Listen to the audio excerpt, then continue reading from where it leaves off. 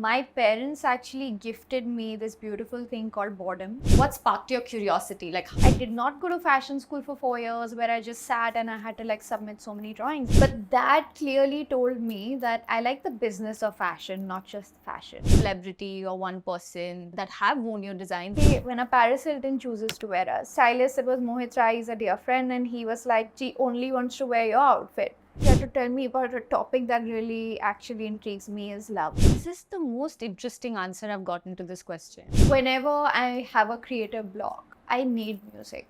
Telling my dad was very insistent, do an internship. I just did a 1-month internship, but I was like, no, you don't get it. Like, India needs me. There's no high street here. You know? I love that. That was my line. India me. needs me. Hey everyone, this is Shruti. Welcome to my podcast, I'm Just Curious, where I talk of all things I'm curious about with the people I'm curious about and how they turn their passion into their profession. In today's episode, I'm going to be talking to someone who is the founder of the one and only loud luxury couture brand from India, Roaring Luxury as she likes to call it, none other than Shubhika Sharma of Papa Don't Preach. From Bollywood to Hollywood, her designs have been worn and loved by the likes of Alia Bhatt to Alana Pandey and Liza Koshy to Paris Hilton. She has been featured in leading fashion magazines, podcasts, and articles of top media houses across the world. I'm super happy and excited to have Shubhika with me on the podcast today. Hi Shubhika, how are you? Hi Shruti, super excited to be here, and I love your passion that you've flown in this morning, done your makeup at 5 a.m. and you're here all the way from Kutch in Bombay on a Saturday morning. So I love to see that. Thank you. It means a lot. It means that somebody acknowledging that means a lot. Absolutely. I think it's very rare because now I keep building my team and have to keep rebuilding my team, and the generations, the age starts getting younger and younger.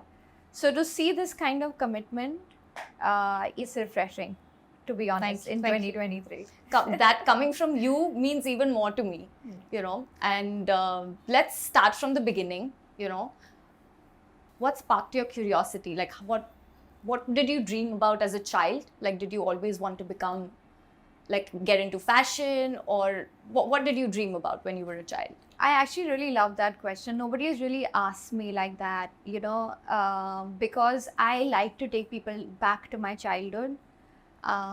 My parents actually gifted me this beautiful thing called boredom.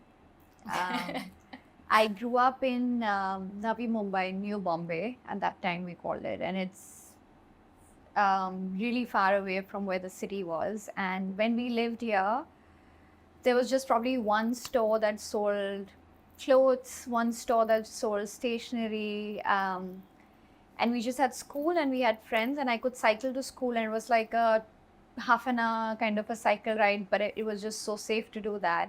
And you would come back, and I wasn't ever rushed into you need to go to this class and you need to go to this class and stuff like that. I would just be back in the afternoon. Mom would be taking her afternoon nap after all her work.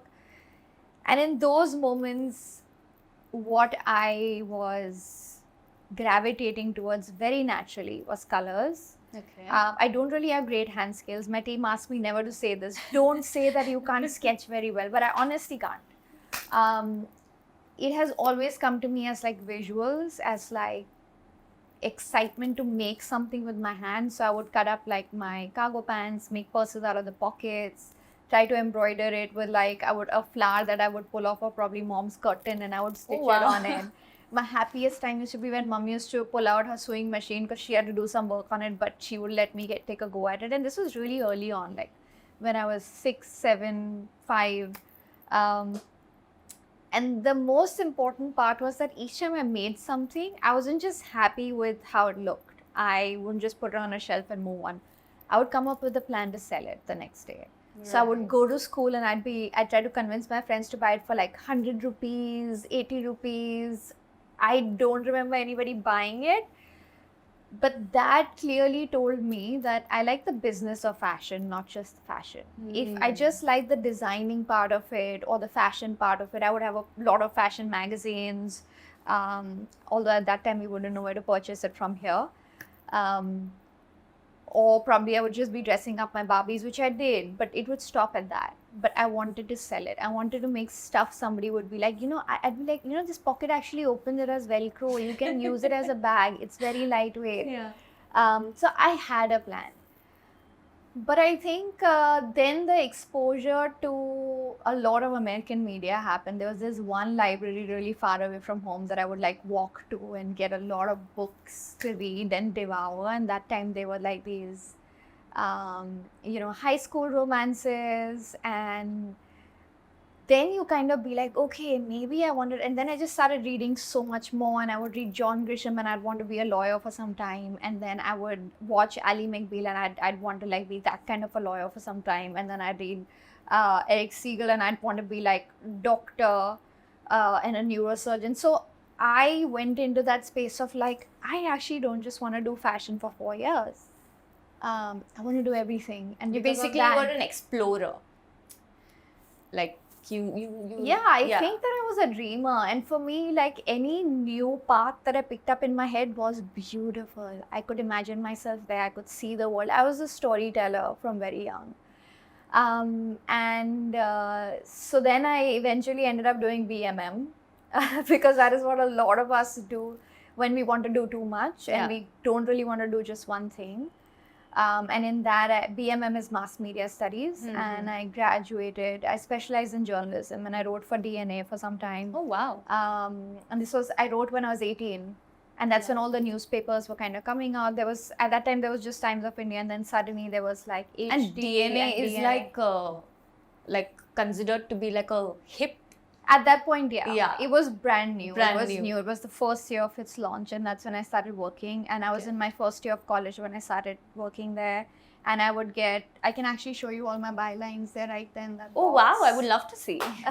So I would go to college and I would do that. But when I was 19, the second year of my mass media, I got an opportunity to kind of run a boutique. I say it's my first business acquisition. I have a long story. I'm sorry. No, maybe I just I talk a lot. love to hear that. I love to hear that. So my boutique auntie knew that I really like to make my own stuff, and I was very specific. So she said, look, I have a business, like a family situation where I need to sell my business. And at that time, her whole business, which was one Master G2 tailor, then a 200 square feet, probably smaller than this room, boutique in Vashi, New Bombay. Okay. And I was like, I went to my dad and I said, it's for 60,000. I know it's a lot of money, but I feel like I can do it. And he said, your study should not get compromised. And he said, okay, come up with a business plan. And I did that, whatever I understood of it then. He helped me acquire it. And I always say that I'm extremely lucky and privileged that I had that kind of support, both financial and also the fact that my dad was really excited that I wanted to do a business. For Punjabi, that comes very naturally to us.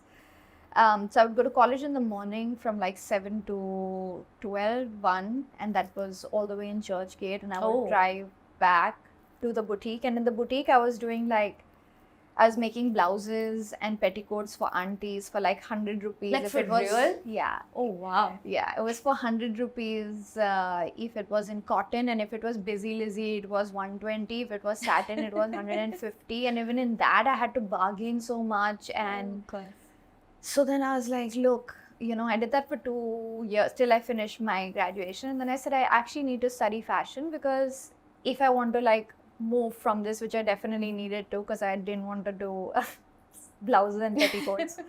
Then I said, I need to study. And I really think that studying is very, very important. Right. Even though I wanted to be a fashion designer, but I absolutely value what I studied in my journalism, in mass media, and it kind of made me like a more well-rounded person instead of just being a very fashion-focused person. Give So you it helped perspective from a different. Yeah, it helped me market my brand. It helped me do my storytelling. I understood how to write it because of journalism, where we had to tell a story in 500 words. I knew how to say all that I wanted to in that much time. So, and then whatever I learned in London for the 9 months minus the 2 months of holiday that they gave, so 7 months. The internship / holiday. Yeah. The 2 months that I was there was mostly from the place, not so much from the college, but from the place. Just from being on the high street, walking there, seeing the street style, and then telling my dad was very insistent, do an internship. I just did a 1-month internship, but I was like, no, you don't get it. Like, India needs me. There's no high street here. You know? I love that. That was my line. India like, needs India me. needs me. And he was like, why do you think other designers haven't thought of it? I said, I don't know. They just don't know. Like, there was no Zara at that time. There was no Vero Moda. There was nothing. So I was like, there's no high street and nobody's thought of it. Like, Yeah. I'm going to come and save this country. Yeah. So I launched Papa Don't Preach in... So my team was there. My old team was there. My friend kind of ran it for 7 months. Blouse The boutique. petticoat team. So I took that Master G 2 tailors. I added 2 more tailors. So 4 more tailors, 1 Master G. And we started Papa Don't Preach. And I launched it as a high street wear label. There was no Indian wear. There was none of what you see now. They were like jersey dresses. I'm happy to show you pictures. And things like that. And I launched it with like 3 fashion flash mobs that I did in the nightclubs in Bombay. Oh, wow. Inspired from Gossip Girl, of course. And those Yeah. were the first fashion flash mobs that I was like, happened. I in want to this- see that now. Yeah, in India, I was the first one to do that, and I launched it as one of the first independent e-commerce brands. Brand. And then it evolved to what it is today. Lovely. Yeah. Lovely. There's so much that I want to talk to you about. Firstly, I think it's a very unique and a very rare quality to have that you had when you said that you wanted to sell, Yeah. because I feel like I never had that. Like you, I wanted to do different things and I wanted to do many things, but I could never sell. Even like when people see this podcast, I think you're really good at it. I think your Really? confidence, yeah. I think you're I'm selling it really well. confident and all, but I feel like so many No, people. you believe in your product. Yeah. You believe in its story. You believe in its journey. You believe in the time it's taken, why it's taken. I think you're good at it. Thank you. Yeah. Thank you very much. I'm a little at types. Because so many people have seen this and they've told me that, oh my god, you can put up these many reels and you can do this and and I still find myself taking this at my own pace. Yeah. So I feel like, oh my god, I'm not that seller, entrepreneurial. I am entrepreneurial because it's in my blood, because of my grandfather and my father and my, but listening, a child have that kind of, mindset is a very rare thing to have. And I feel like we need more of that. We don't just need academics, and we don't just need to create people who follow rules and instructions, but people who have their own mind and can do their own things. So Absolutely. that's one thing I feel like it's very rare to have in people, and I've seen that in young kids today. Like one of my neighbor's daughter, she is, I think she's now in 10th standard, but I think 2 years back during Diwali, she came to our house and she was making diyas, and she was candles and selling them. It starts from there. Yeah, and I was like, oh my god, when I was her age, I never thought about things that way. That has a lot to do with the environment. And I think that right now, sadly, at least in the big cities, that environment doesn't exist. As I said, boredom was really important. Had my parents kind of decided that, oh, she needs to do a coding class and she needs to do one taekwondo and one this ballet, and True. because the other kids are doing it, I would not have figured out what I was naturally inclined to do. True. And if I did not have then an environment that encouraged me to say, okay, you want to do that, I'm going to help you do it. So in that sense, I feel extremely lucky. And unfortunately, a lot of kids are not getting that. So Yeah. even when you're looking at this girl, I think you need to look at her parents and see what Yeah. kind of environment they build and how much of herself they allow her to be, along with guidance. Because it's not just about let them be who they want to be. Yeah. But if you see your child being really good at something, or being really excited by something, or being pushing her to- consumed by something, what can I help you to do more of that? Yeah. And it doesn't always mean financially or monetarily, but in the sense that let's talk about it, or Yeah. let me be a part of that, or let me design your logo with you, or Yeah. let's come up with a name for your business.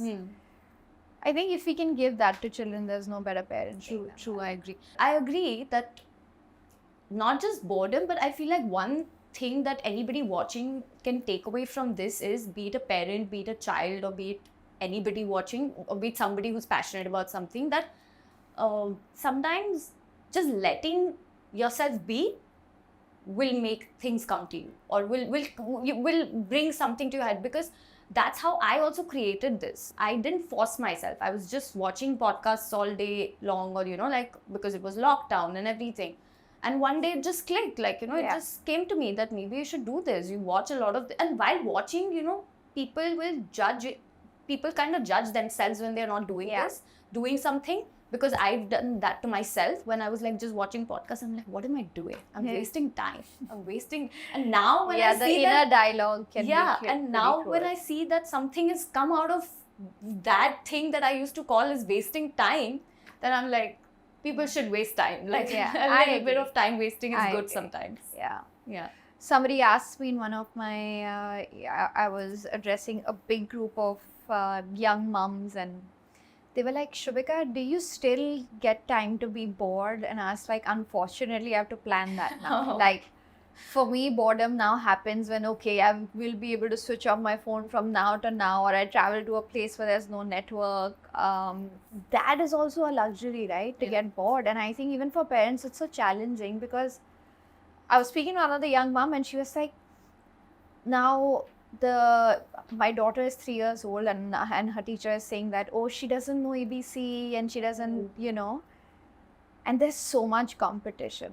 So it is a very important thing to understand before you have a child, what kind of parent you're going to be. There's a lot of comparison between parents, and that is coming onto the child, which is really sad to watch. So I really want to address this. A lot of young kids passing out of their 10th are now like, okay, if I want to be a designer, I want to get into Parsons in New York. I want to get into those big fashion schools and stuff like. And they are really, really hard on themselves. As if like, if I don't get in that college, means I'm not going to be successful. And I always tell people, and I'm going to say it on camera here, that I'm not so good at sketching. My hand skills aren't the best. And people are like, so how are you a fashion designer? Who said a fashion designer needs to be able to sketch? I did not go to fashion school for 4 years where I just sat and I had to like submit so many drawings. I was somebody who was just so driven by like colors of products that I wanted to make, things I wanted to create using my hands, and hands can be used in more ways than just holding a pencil to a paper. Right. I went for a really short course. Of course, it sounds fancy when I say I went to London College of Fashion, but frankly, it was a 7-month course where one day you're learning photography for like 2 weeks, and then you're learning market research for 2 weeks. And frankly, that doesn't amount to much at all. If I was not a person who could walk the streets and absorb what was happening, or walk into stores and be able to say, that is the kind of a brand I want to build intuitively, not pen on paper, I would not have been able to build this. I would have been shit scared saying, okay, do you know how to sketch first, Shubhika? Like, acha, can you make like 100 sketches in a day? Then, I mean, if you, the internal dialogue, right? If you can't, then you can't be a designer. What are you going to tell people? I can't. But I am here. And there must be a reason to that. And yes, studies are important. Yes, going to a good university, meeting the right kind of peers, it helps a lot. Definitely. I didn't actually get that. Because I graduated in journalism, and because I went and studied in London and I didn't intern anywhere, I don't have a peer group of fashion. From fashion Yes. industry. So if today I wanted to call up and say, hey, we were besties in like college, and you're a stylist, can you use I don't have that. I built it on Instagram. My community is literally built on Instagram. I didn't get selected in Lakme Fashion Week for like 3 continuous seasons. Oh my God. So there is no formula. There is also no formula to being a creative person or to being an artist. Just the way there isn't a formula to being good at business. Building the right team helps. Having the right kind of support helps. If you can't go to school, look at the books that I have. I have devoured them. For me to go into libraries is the most exciting thing. there is now, and we didn't have that time in 2010 and 2008. We didn't have documentaries on designers. We didn't have so much content out there. We have that now. No. So for you to feel like crippled by the fact that मैं उस university में नहीं गई, मेरे को drawing नहीं आती है, my art teacher said you are not doing the proportions.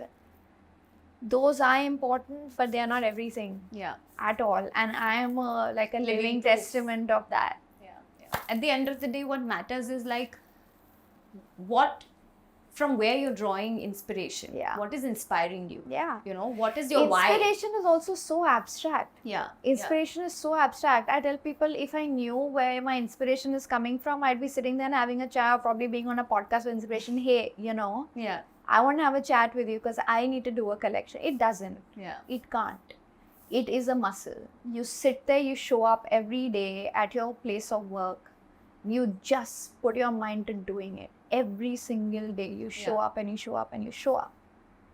And inspiration has to show up. There is no option. Yeah. You wait for it to come, it's not gonna come. Yeah. Unless you started recording your podcast, wo inspiration aayegi and I will become a podcaster. Yeah. No. Agree. Just do it, you fail, you do it, you fail, you do it, you fail. Exactly. Yes.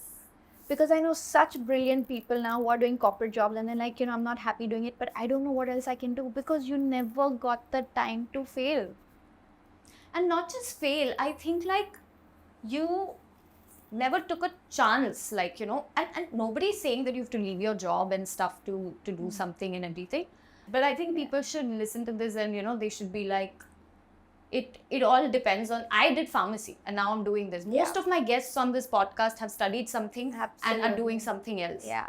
This is one of the reasons why I started doing this, because I felt like I wanted people to listen to stories of people like you and listen from you, like your perspective, your thoughts, your ideas, and feel like, okay, she also had the same thing. Like, you know, she did not go to a fashion school. She's not a biggest like sketcher, drawer, right? Not you know, even the smallest. everything.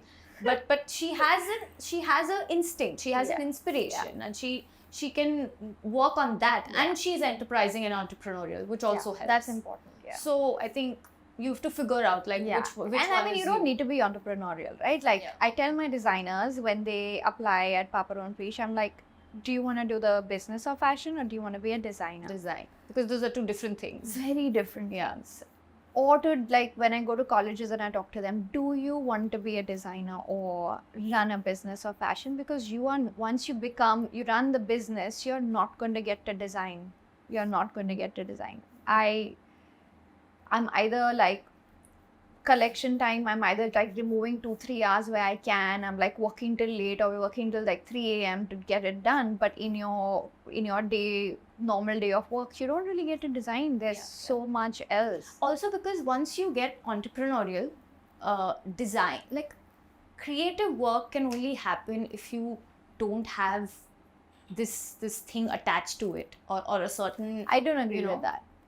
I don't agree. Not with not that. the business side, I'm saying. Not I just don't that. agree with even creativity happening in a vacuum. No, I feel like some people think like that. Yeah, but that's not true. Yeah. I know a lot of people, when they enter my organization now versus what was 2 years ago when we were a much smaller team. Now we're a team of like about 300 odd people. There are just timelines that if I had to look at it 2 years ago, I'd be like, that's impossible. I can't possibly make six collections in a year or in like 6 months. Or which is why you see so many of the biggest designers leaving these amazing brands like Gucci and LV and moving on after 4 years, because the burnout can be really quick. So I don't think creativity needs to happen in a vacuum. Creativity, the vacuum has to exist in yourself, in how you can compartmentalize and be like, I shut that, I open this. I shut it, I open this. I shut it, I open this. Couldn't agree more. And when most of the people that I know and I see, especially the younger lot, they wait for an ideal setting of like, when I'm designing, my environment needs to feel like this, and I need to have this kind of time, and I need to have this kind of space, and I need to have my weekends be this way, and I need to make my. It's amazing if it works for you. But when you want to create something big, we have a really short lifespan, honestly. Like Yeah. a person actually can work very, very well for 20 years.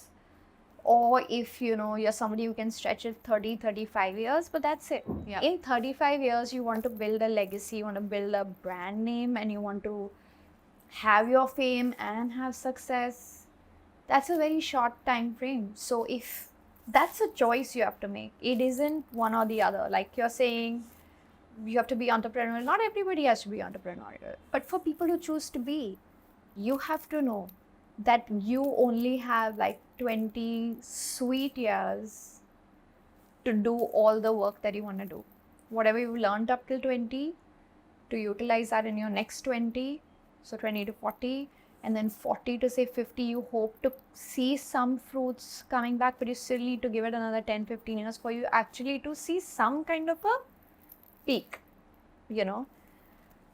That patience and that ability to say, okay, my day is going to be divided in doing 15 things, including design, including like problem solving, managing people, admin work, going out there, talking, doing a podcast, or repping the brand, being the brand. Now there's another social media that you need to have a social media persona.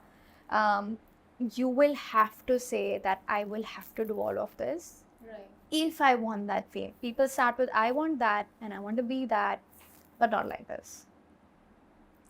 That formula, unfortunately, hasn't changed. You can hate the millennials for creating the burnout culture, but no matter which generation you're born in, if you want to, in your 35 years, reach where your aspirations and ambitions want you to reach, this is how it will have to play out. Right. I feel like what I wanted to just add to that quickly is that more than patience, this is one thing I was very happy when you said that, like you have a very limited time. And I feel like most people feel overwhelmed about not taking a step about something is because they think like we have a long life. And I'll tell you why I can now understand that, whatever you just said is because I used to be that. Yeah.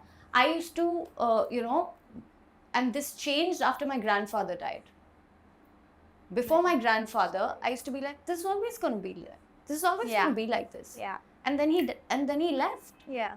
That was like and that was like the biggest shock to me, and how can he go? Like he can't go. Yeah. And I was like, damn. So since then, I think I live differently. Yeah. I live based on keeping the end in mind. Yeah. I don't live anymore like, okay, this podcast I did because I was like, okay, one day I'm going to die. Yeah. Am I going to regret not doing this? Yeah. If the answer is yes, I'm doing it.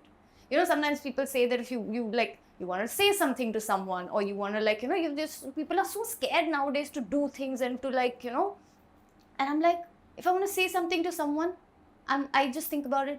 Is it so important that if when I'm dying, I literally visualize that when I'm dying on my deathbed, am I going to regret not saying this? Yeah. And I'm like, then I have to say this. Yeah.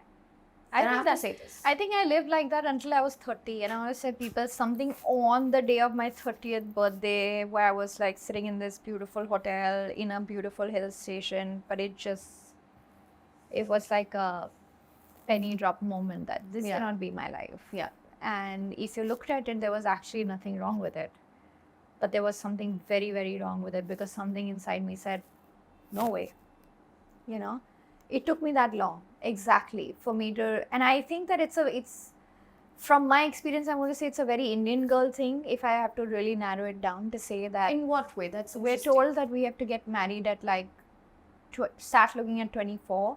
Okay. So that you can date for another 2 years. 26, 27 is a good time to get married, because you're still not so rigid in your ways, and you can kind of... young people can adjust better and all of that. So that may also be correct. That may be absolutely correct. I don't think that the elders are really so off and wrong about that. No, they're completely right about certain things when it comes to this. I didn't know what to think after that. I thought, okay, matlab, you have to go to school, you have to study, you have to, okay, you have a business, and then you get married. And then my life kind of ended at that point. That Yeah, and sometimes it's also like people say that when it comes to like when you said that when people give you these things, you think that oh, it's going to happen only. yeah.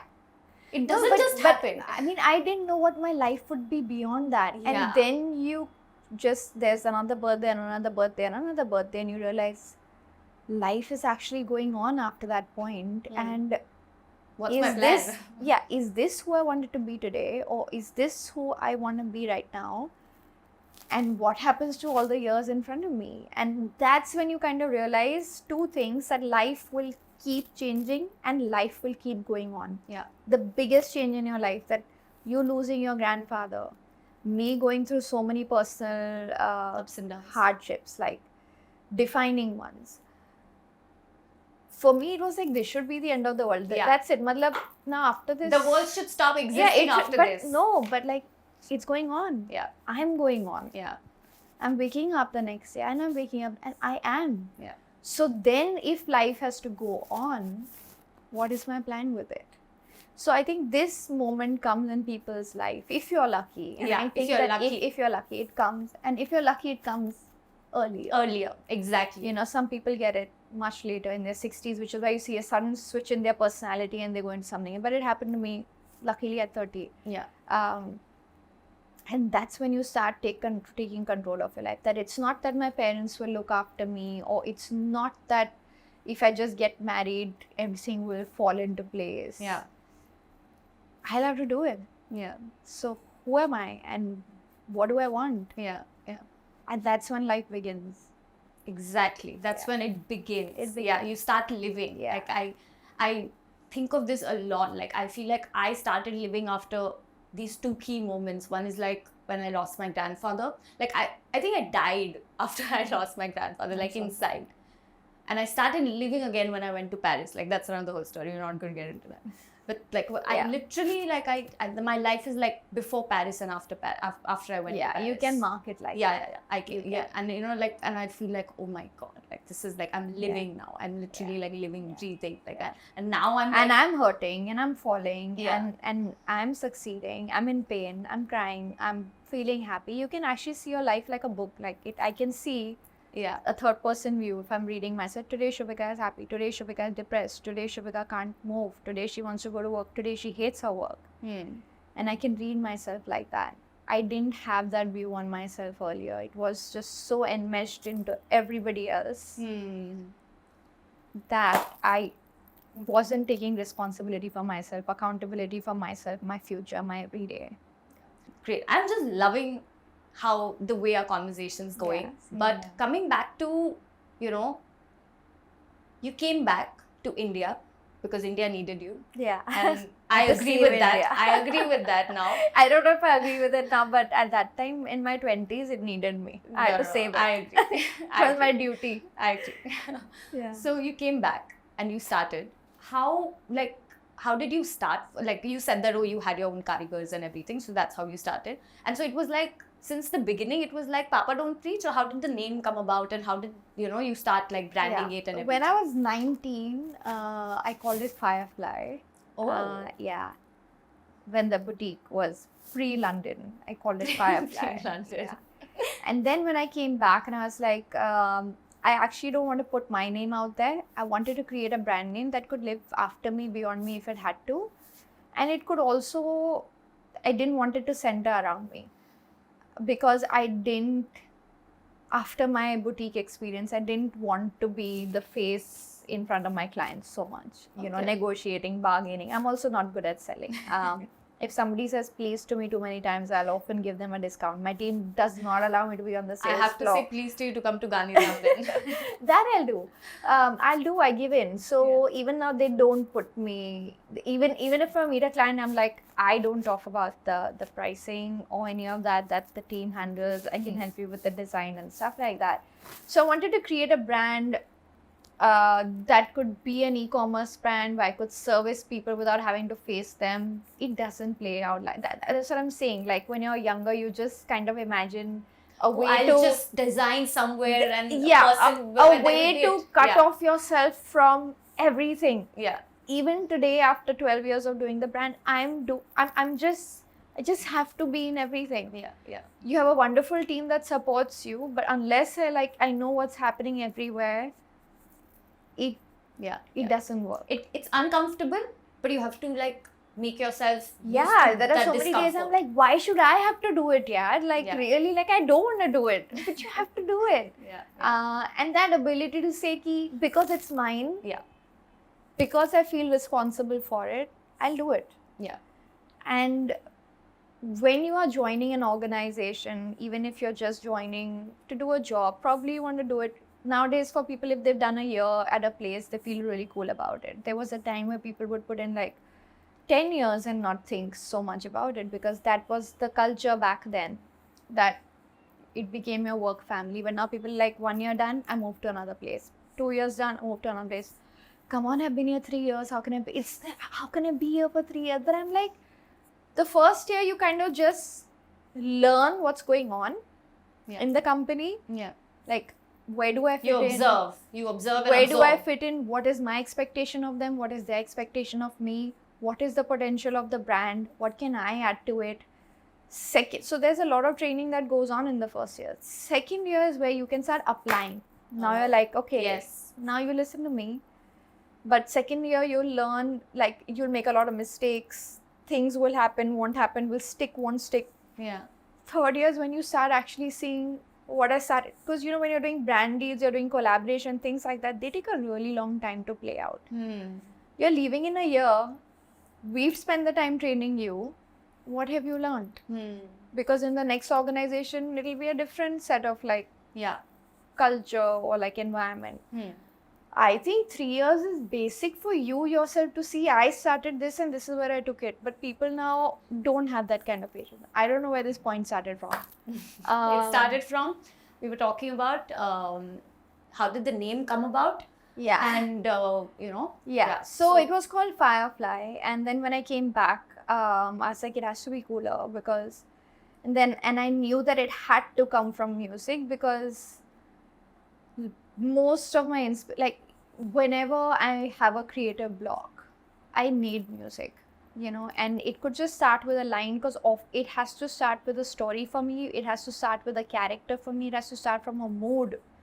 And the mood came from music. So I started with my playlist. There were 2 names that I was between. One was, or 3 names. One was Lucy in the Sky. Okay. The other was Perfectly Flawed. And then I researched and it already existed in somewhere in Europe, a brand. And I was like, shit, that's gone. And then I saw Papa Don't Preach and I was like, this is it. And I called up my friend and I was like, this is what I thought of. And she was like, that's really cool. That's completely you. It's That really is catchy. so you. But first check with your dad if he's okay with it. Luckily, I was planning this on my dinner table and I went to my dad's room and I was like, Papa, what do you think of Papa Don't Preach? And he's, as I said, very entrepreneurial. He was like, that's amazing. Oh. Young people will love it. They will never forget it. It is so catchy. I love your dad. Yeah, I love him. So, and I think it also, now I feel that he was so integral to my whole journey, and I'm glad that I have a bit of him in the brand name. But what the name actually stood for, if you know the lyrics, it's basically a daughter telling her dad that, I'm going to have a baby and I know you don't like the guy I'm with, but this is what I want to do. So please just accept it. I've not heard that song. Yeah, please just accept it. Accept me. Don't preach, but love me and accept me. Yeah. So there was a bit of a rebellion. There was a lot of rebellion in that song. And that's the brand essence also, that whatever we do it differently. That's the rebellion. Like you stand for who you are and be yourself.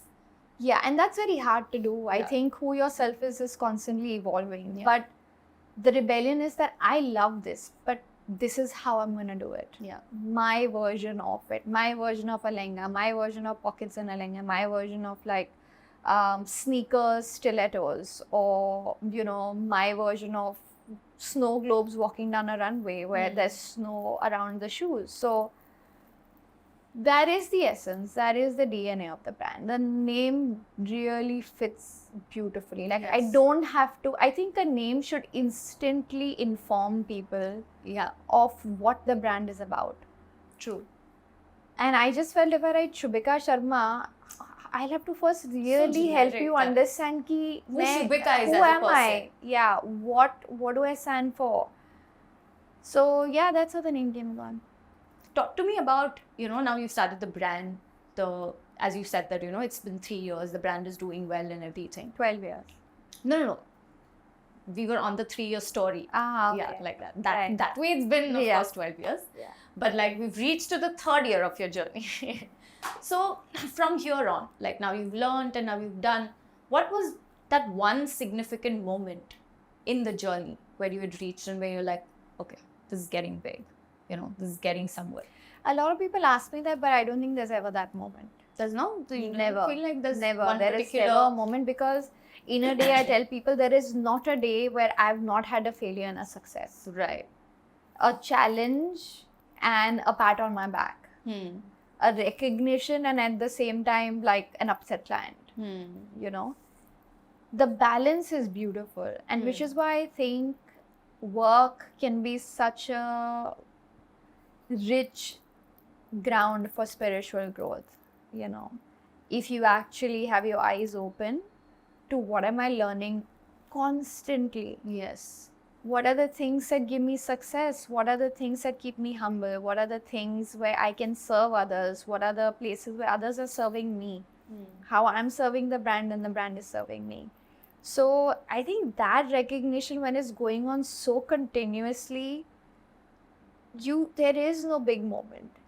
But I do know that every Diwali where the whole team gets together, and because our team is split, right? There is in New Bombay we have workshops, our HQ is in Lower Parel, our store is in Kala Ghoda, and we're looking at another store in Delhi. So the teams are all really split.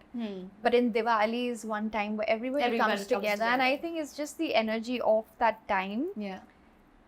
It's just, there is just joy, and when I see that, and when we all say Happy Diwali from Papa Don't Preach, and I know that in that moment, everybody may be sad before this, after this, in that moment when we have Everyone's said happy. that, there is nothing but happiness. There is nothing but joy of being here and doing what we do. It may be completely capitalistic. It may be that, okay, I'm just making clothes and selling it. It could be that we're building a community that stands for much more. We're building out a voice that stands for much more. Yeah. It could be anything that you can hold on to. Right. But it is in that moment a actual collective feeling of joy of being together. So those moments really actually, like even now I'm getting emotional talking about it, but that is when I feel like this feels nice. That feeling is what you do things for. Basically. Yeah, Just and to, it'll not happen often. Yeah. It'll happen once a year. It'll Yeah. happen once in 3 years. Yeah.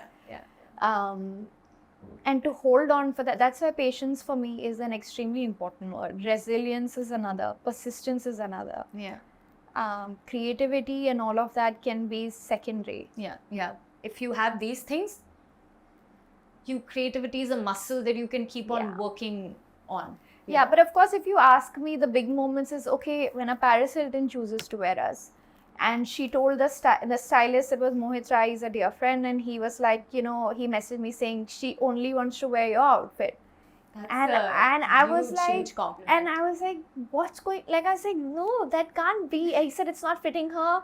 I'll have to alter it. We don't have time. So she's saying, that's okay. I'll put my hand on the waist and I'll walk. Because she's such a fashion icon. Yeah. She knows how to make anything work. She was so chill. She's she's the OG of all of this. She's the OG. She invented the selfie. She invented all the things that we're doing today. Yeah. So that, and then beyond that, she went on to wear 5 of our outfits, make a reel out of it.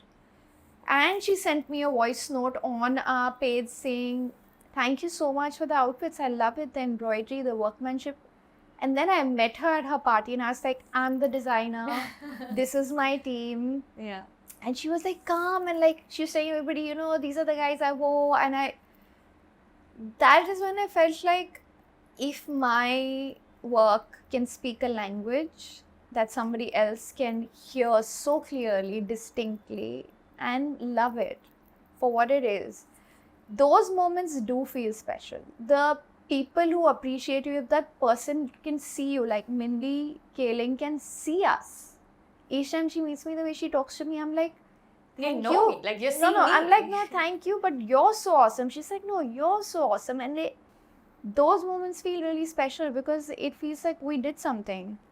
Today is one of those moments for me, by the way. Oh. It is, truly. Thank you. I was not expecting that. Right. I was like, yeah, but it's surprisingly Thank you, and that's pleasantly one of those moments for me today. No. Yeah, I feel like, I've met somebody. Yeah. No.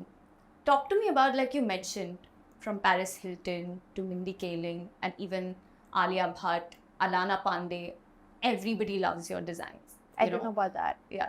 No, I mean, come on. So with Papa Don't Preach, I don't think that everybody loves it. I think that what is really cool about it is that you either love it or you hate it. There is just no in between, and I love that. I love that it is not something that you're like, okay, I can wear that. You'll be like, yuck, I can't wear that. Yeah. Or you'll be like, oh my God, I want to wear that. So that for me means I've created a really strong identity. I've created a thing that you can't ignore, you know? Let me put it this way. The Yeah. people who love, Yeah. they love it with their whole heart. Yeah. And they give you their all Yeah. and, beyond. Is there anybody who has not worn your designs that you're like, okay, I would love to see them in Papa Don't Preach? And what is the one celebrity or one person that you have worn your designs and that you feel like, oh, I love them when they wear my designs? Like, Yeah. I love my designs on them. Like, who are these two people? There's so many. I mean, there's a huge Has to wish be. list always, especially for my team. Young ones all want Zendaya, and young ones all want Gigi. Okay. There are die-hard Kardashian fans also. Oh, yes. I would love to see the Kardashians. Yeah, like all of them. like a Skims X Papa Don't Preach happening. But that, and as well as their Christmas picture Yeah. that they do every year Yeah, in that Papa would- Don't Preach. That would be that'd be iconic, cool. yeah. Or a Diwali picture. Yeah. Let them do a Diwali picture Yeah, also that's- without the appropriation. Yeah. I would love for you to do it. Okay. Yeah.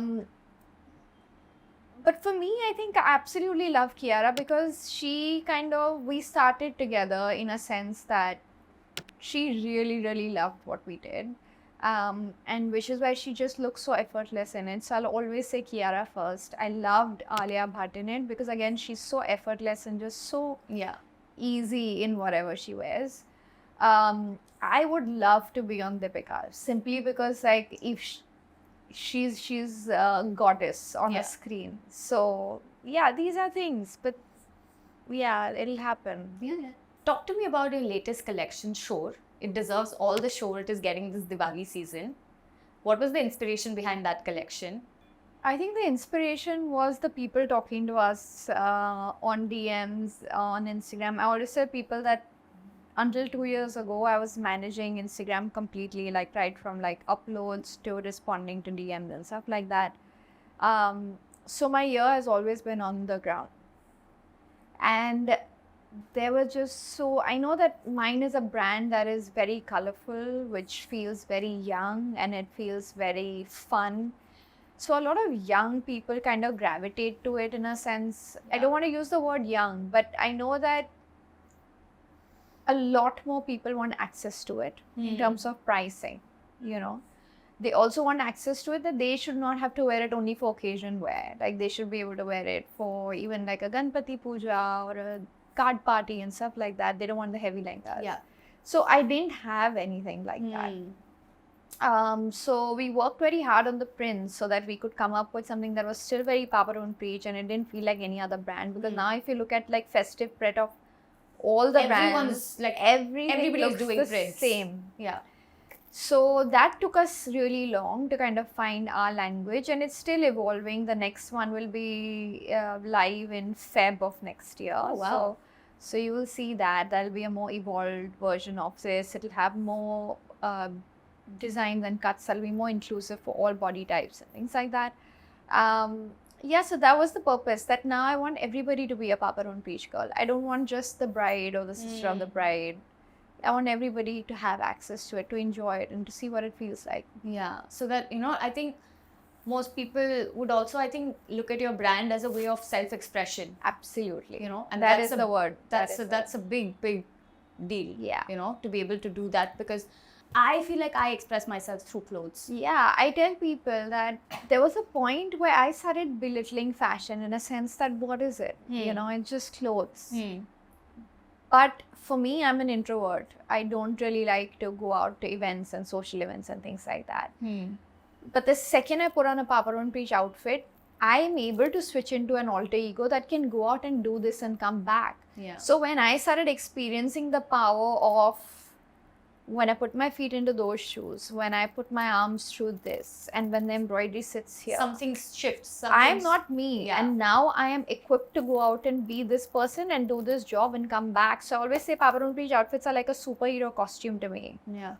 It is not one personality. It is whoever you want to be on that day. You can decide, because we do Pret, we do Western wear, we do like occasion wear, we do shoes, we do bags. So who do you want to be is the question. I'm not going to tell you who you should be.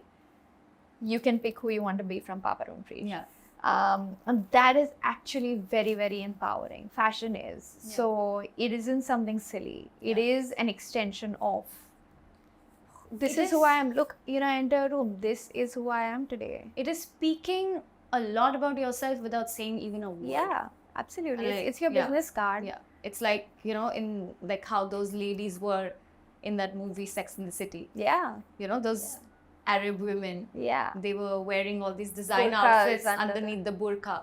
So yeah, I think it's fashion. Anybody who feels like they can't express in words, they can always use fashion for that. And that's a huge thing. Absolutely. Also, I wanted to ask, like, you know, is it like the alter ego thing? It's kind of like, you know, Beyonce also had that. Like, Sasha Fierce. I got it from her. I was like, this is what she's saying, because I needed that personality, right? Because I couldn't do it. I hate it. Yeah. I hate it not because of what it is, but because of like, I don't know how to be in that environment. Yeah. So I had to find a way. I had to figure out another way to do it, which is what I say. Like in everything in life, you're not gonna know how to do any. You have to find solutions. You have to find different aspects of your personality you can like use and utilize. Yeah. I think fashion does that. Yeah. True. Talk to me about, where do you see the brand going next? What is the long-term big vision for the brand? The long-term big vision is, as I said, I want everybody to be a Papa Don't Preach human. So that means extending into even a lifestyle brand, extending into jewelry, extending into like furnishings, home decor. That is the eventual plan. But the immediate plan is entering newer markets, say US. I know a lot of African Americans who absolutely love and resonate with our prints and our embroideries. And they do because colors look fabulous on them. Yeah. Much like with Indians, where you don't have to sit and explain that these colors are actually nice, because it was a very it has a racist history where colors were kind of deemed tacky, which is why if you see Cinderella's stepsisters, they are like colorful and like an orange and a yellow and like really bright, and a Cinderella would be in a powder blue, which is the more Western, the English colors, the teal greens and things like that. So class was equated to how subtle and demure, and the beige and the ivory and all of that, and color was deemed tacky and of a lower class. But I think that us Indians and us not us African Americans, but Indians and African Americans, they embrace it so beautifully. And I know that if I give one dress to two Indians, they're not going to wear it the same way. Yes. I know if I give it to two African Americans, they are not going to wear it the same way, which is what I absolutely love. There is so much individuality in people of color. And so these are the markets I want to enter. That is the immediate, short, long-term plan. I love it. I love the vision. It sounds exciting, and it's something that, you know, I would love to see. And so I'm looking forward to it. Talk to me about, like, you know, we talked about African American women and, you know, like women all over the world and everything, and you also shared your journey as, like, you know, evolving in business sense and everything. Yeah. What is one advice you would like to give someone watching based on how to manage a business, especially their finances, and what would you tell, like, especially a female entrepreneur, because Yeah. it's even harder Yeah. on them because they have to navigate more Roles, number of responsibilities, things. and things like that. Yeah. Yeah. Like higher expectations. Yeah. So, as I said, it was 30 when it kind of all hit me. Before that, I was like, life will take care of itself. I just have to do my work well. Life will take care of itself. But what happened was the finances, the account side of it, I actually really suffered. The books and the bookkeeping and all of that was a mess for the longest time. And it was because it was my decision that, and it was probably my naivety to say that as long as I'm doing my work well, as long as I'm creating products that are really beautiful, well made, intentionally, thoughtfully, as long as I'm keeping my people well, I will succeed. And while that is true, it's incomplete as a thought, because the finances, the money side of it, it is also energy. It is energy that needs to flow and come back and be kept in a certain way. And if you don't respect that kind of movement and flow of it, and respect it as actually like the bloodstream of your entire business, and you look at it, okay, I'll look at it, like you put it in the shadow, that's what I did, okay, I'll get to that. It will come back to challenge you. So I think that then what I did was, okay, I've hired all the creative people, I have built a big team of karigars and all of that, but now I need to get the right kind of accountants, a COO, a CFO, because it is not always about selling more, it's also about wasting less, which is where operations come into play. So when I started doing that, now in the past, say 1 year, there is a sense of like balance, and that's why I feel like, oh, I'm at the start again. Because now I'm doing it differently. Now it's functioning differently as like a whole body versus like first me just prioritizing probably one like, part of it. Yeah, now the whole body is functioning.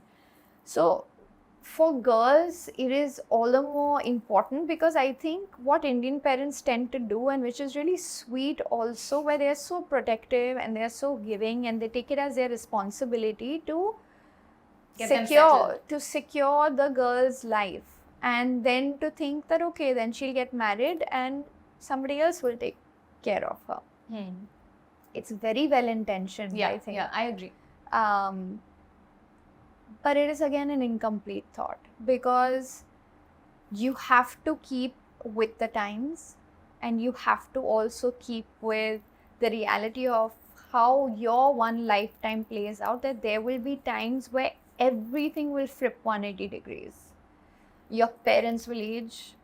They may not be so financially well off the way they were in their youth for whatever reasons. I will have to support them. I might have to take care of their health. I may have to say, I'll buy you a home. I may have to say that I will get you a driver to take you to the hospital, or take you to ashram, or take you to wherever. And for that, I need to have my own money. Tomorrow, I may want to live in a different country, different place. I may not want to live with the person that I live with, no matter how nice and well-intentioned even that may be. But how am I going to do that without the money? It is a system of society that we all have universally accepted, which is capitalism. You can hate on it, but it is what we are living in. Yeah. So in that, money is power. Yeah. And it gives me the power to care for people that I want to care for, to run my business the way I want to run it, to build my life and lifestyle the way I want to build it, to even serve and to give back. I mean, how can you be a charitable person if you have nothing to give? Yes. You can say that I actually don't care about money and I want to, I just want to give people. What will you give? Where will you get that money from? This is who I was. But now it's just all plain reality. Yeah. So yes, when you're looking at your business, when you're building a business, you have to take out a salary. I think, until 2 years ago, I didn't pull out a salary. Whatever I made, I put it back in the business, because I was like, the the business is me and I'm the business. But Yeah. the business will change because the market change, the world changes, trends change, realities change, industries change. Post-pandemic, so many industries have it's just Yeah. complete. I have no control over that. My control is only over safeguarding myself, which is to save, to secure, to get a financial advisor who is outside of your family system, to hire a professional who's only focusing on you, focusing on your money, whatever little it is, you save it. Yeah. You want to put 10,000 aside a month, please do it. Okay, I started it really late, and it wasn't the wisest decision. So that would be my advice: that get a financial advisor, a CA outside of your family system, no matter how wonderful your family is. And start saving now or yesterday. I think that's Yeah. talking to me. Yeah. That's Wait. teaching me. Yeah. I needed to listen to that. That's great. I think people will listen to that, because it comes from a much more deeper place Yeah.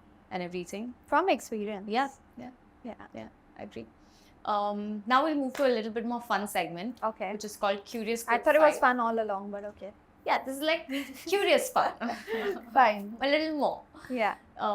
Now, which is called Curious Quick Five. Hmm. And are you ready? I'm ready. I'm not very quick. Okay. No. You can see I read a lot. I have many, many words to It's say. just something So that we've I'm named gonna it. try and be cool, but I'm not. I'm a long form person, but I'll try. I love that. Yeah. I love long form people. Yeah. I'm myself like that. Yeah. What's the one thing that you're curious about apart from outside of fashion, or something that's It changes. at the moment, something that's caught your attention? Yeah, it changes a lot. For the longest time, I kind of shunned me being a spiritual person, at least in the public eye. But now I'm embracing that because I realize you may go to the end of the world and back, but this is the only thing that is forever and it exists. So I'm very curious about that. I'm reading the Bhagavad Gita. It's right here Oh, wow. with a group of people who help me kind of understand, debate it, and apply it in my real world, in a very real world sense. And I've kind of realized that, it's actually not a religious text at all. It is a life text. So I'm very curious about that right now. That is my current journey. I was going to say that you have so many insights that you should, you were saying something about spirituality. Something you were saying, and I'm like, yeah, you have so many insights and you should share them. Yeah. Basically, you are a very deep person. Of course, gradually you've become Yeah, that way. people like you give me time to talk about it, I can. I can give you a part 2 also to talk about it. I'm having a blast. Okay, I feel like we have just scratched the surface here. Yeah, no, definitely we have. Yeah. What's the one person you're curious about? Living or dead, it could be anyone. Oh, myself. Because I've been doing therapy since the past 3 odd years.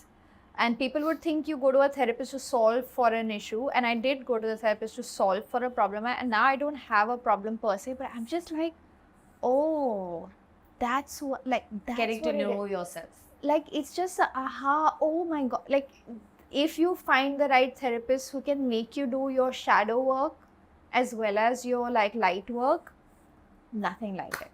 The right therapist being the key word here. It is the right, like any other relationship, right? Like a mentor or like a partner. It's the right person who will make you see both sides of it. No, they should not sit and say, oh, I'm so sorry you're dealing with that. It's not empathetic. I'm lucky I have a therapist who challenges me and calls out my bullshit, you're just victimizing yourself and you're using your trauma, get real, say what is the real thing. And so for me, that's amazing. I'm so curious about myself. How did I get here? Who was I? Who am I going to be? What do I think? What do I really feel in this moment? I'm saying this, but am I really feeling that? I'm feeling that, but is that the truth of what I want to say or who I want to be? So that's exciting to me. This is the most interesting answer I've gotten to this question. Yeah. No one's ever said I'm curious about me.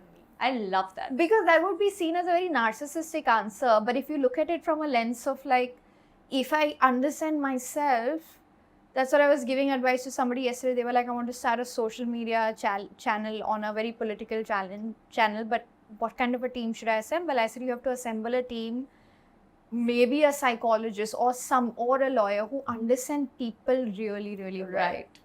really well, because what clicks with the other is when you've understood emotion. And how will you understand other people if you don't understand yourself? True. So that is why people are a little fearful to say Yeah. me. But That's a very good advice, actually. yeah. What's the one place you're curious to travel to?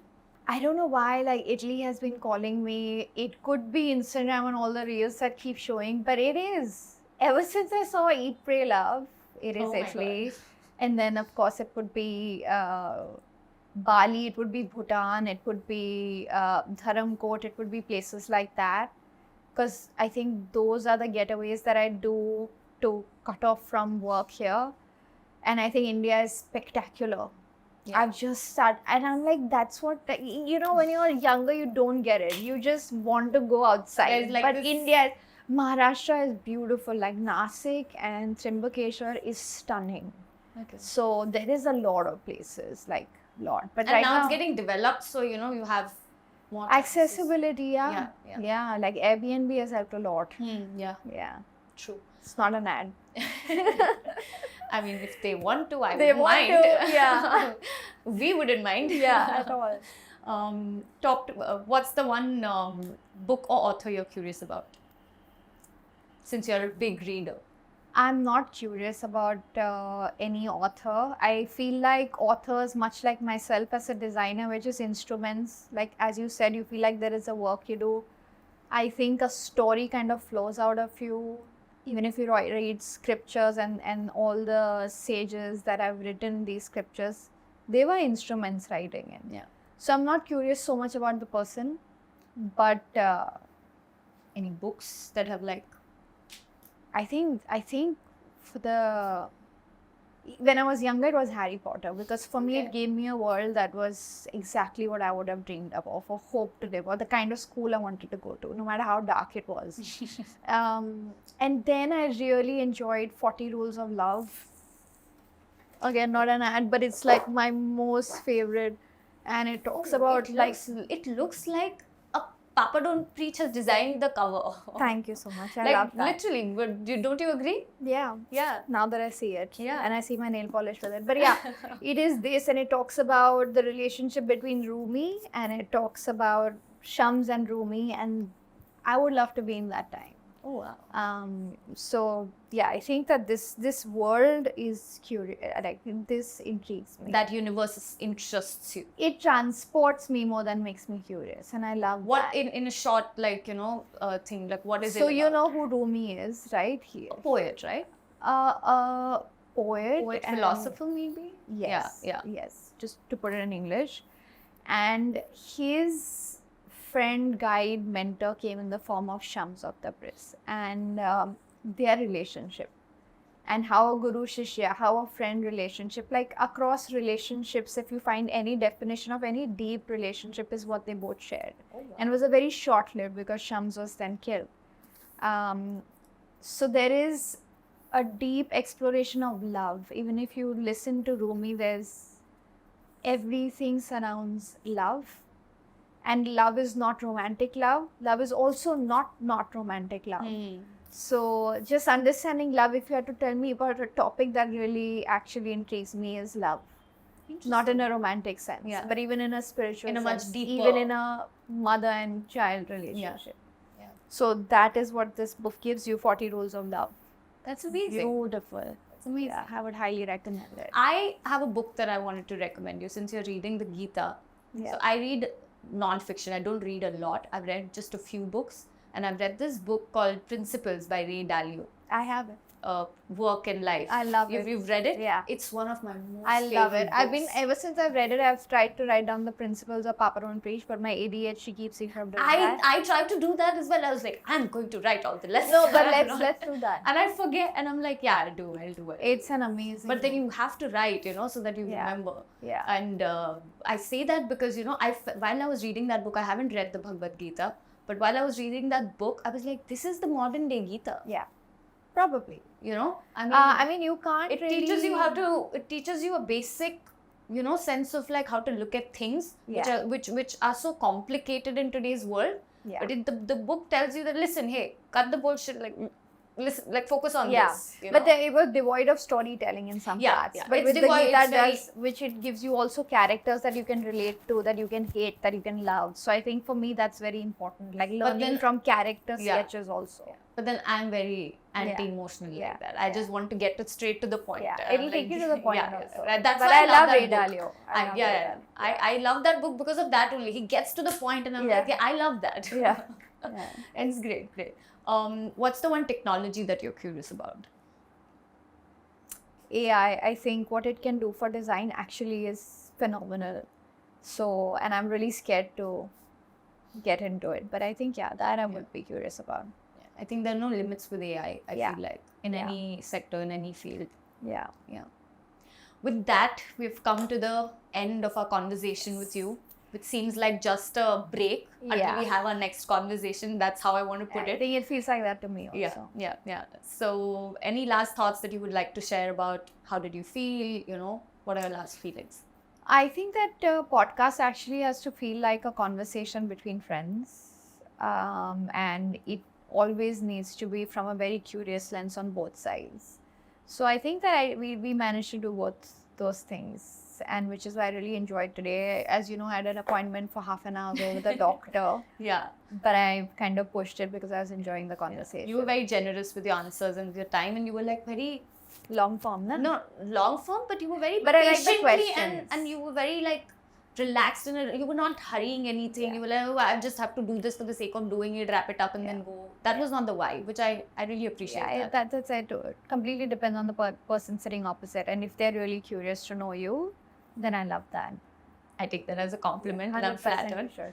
And it was lovely having this conversation with you. I feel from like when I was here to have this conversation with you to when I'm leaving, I feel like I don't even feel like I met you for the first time. Yeah. Like it feels like this Same guy, here. this is my friend. I've known her. Like we know.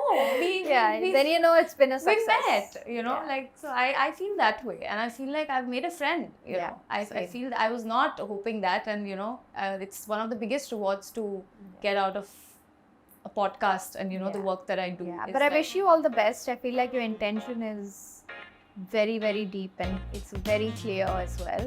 Yeah. So I hope more of the world gets to hear you and talk to you. Thank you very much. I can't wait to talk to the world, and I can't wait to talk to you the second time. Again. Thank you very much Okay, for I'll see doing you. this. Thank you.